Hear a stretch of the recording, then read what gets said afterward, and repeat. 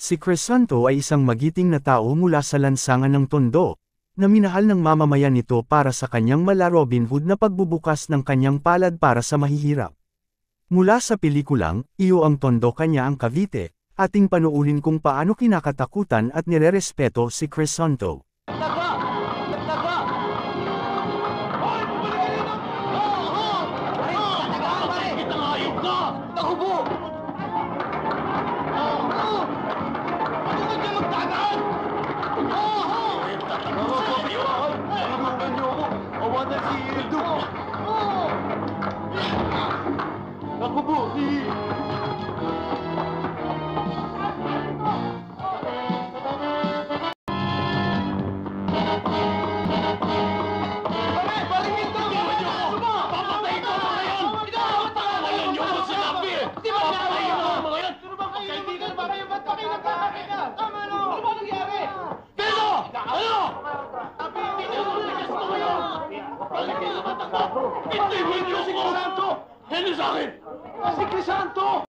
Parang may naamoy ako hindi maganda. Ayun o.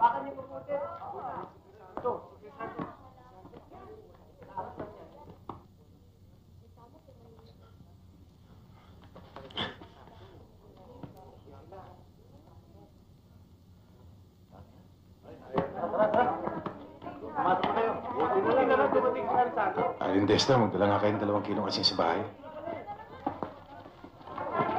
Yeah.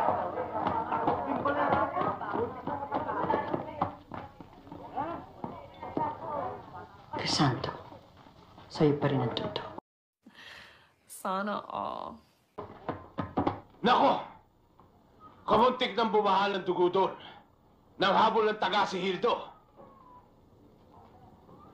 Mabuti na lamang at naroon si Crisanto. Alam niyo, Tata Kari, na hindi man lamang nagsalita si Crisanto. Talagang hindi magsasalita yun. Pagkat alam ni Hildo ang tunay niyang pagkatao. Tulad ni Andres ng Velasquez, turo ng Juan Luna, tagupan si Pedro. At yung mga dekalibreng siga, ang respeto sa kanya.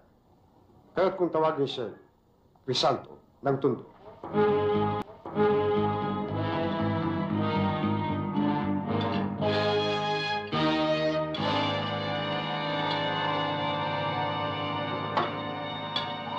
Mang Kanor, ililista ho ba? Ang alin? Yung kinain ninyo at saka yung binili ninyong kalamay? Alin? Ito? Nali ka.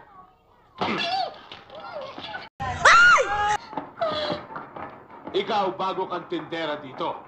Ako hindi nagbabayad sa mga puntahan dito. Sila nagbabayad sa akin. Alin ko na! Alin ko na! Mang Kanor, ano yun?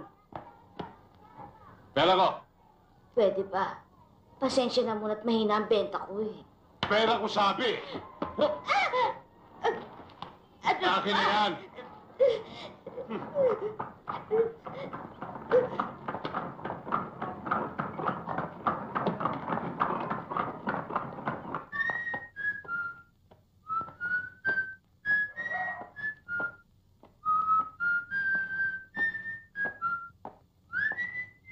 Kanor.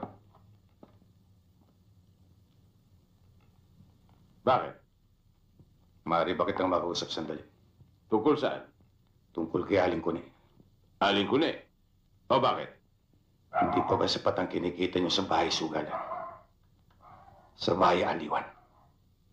Pati na isang matandang magkakalamay pinatulan mo. Pinatulan ko nga, pero binibigyan ko naman siya ng proteksyon. Proteksyon saan? Sa mga taong katulad mo. Sampit ka lang dito. Sampit nga, pero... Alam mo ba na si Aling Kuni? Ay dito pinanganak sa Tondo. Eh ano kung pinanganak dito? Ang nangyari, ako ang kinalaban mo. At hindi lang ako.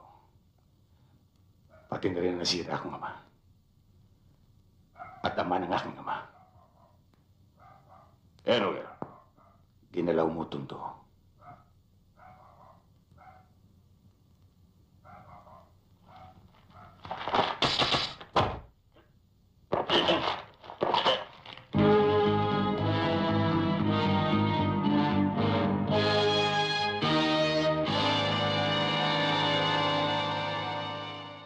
Kung nagustuhan nyo ating video today, sana'y huwag kalimutang mag-subscribe at tulungan nyo naman akong maabot ang 50k subscribers, at pakishare mo na rin ako sa inyong tsismosang kapitbahay na mga Marites, para mas mabilis makalat. Maraming salamat po. God bless.